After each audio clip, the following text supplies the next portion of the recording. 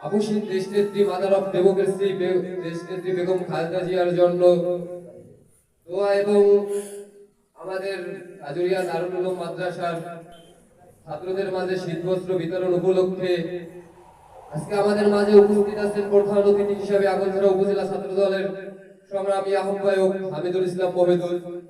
ইতিমধ্যে আমাদের মাঝে উপস্থিত হয়েছেন আগরতলা সরকারি ডিগ্রি কলেজ ছাত্র দলের সাধারণ সম্পাদক গালিব ফকির, আগরতলা সরকারি ডিগ্রি কলেজের যুগ্ম আহ্বায়ক জহিরুল মিয়া এবং আগরতলা উপজেলা যুব দল নেতা আলামিন সরদার সহ আমার সকল স্নেহের ভাইয়েরা, সকলের প্রতি রইল আমার সালাম। আসসালামু আলাইকুম। কোন অসুস্থতায় ভোগ না করেন, আমাদের একে অপরের পাশে দাঁড়ানো উচিত। মানুষ মানুষের জন্য, এই চেতনায় আমাদের সকলের সবার পাশে দাঁড়ানো উচিত। আমরা যদি একটু খেয়াল করে দেখি, আমাদের আশেপাশে অনেক লোক আছে যারা এখনো তাদের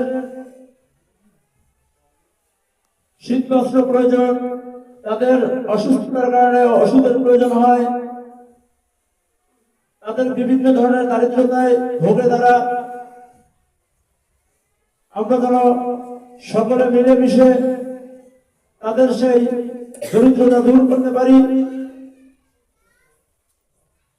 আর যেন সমাজের কোনো মানুষ অসহায় অবস্থায় জীবনযাপন না করেন। মহান আল্লাহ তাআলা যেন আমাদের সবাইকে সবার পাশে দাঁড়ানোর তৌফিক দান করেন, সেই আশাবাদ ব্যক্ত করে আমাদের নেত্রী দেশনেত্রী বেগম খালেদা জিয়ার রুহের মাগফিরাত কামনা করে আমি আমার সংক্ষিপ্ত আলোচনা শেষ করছি।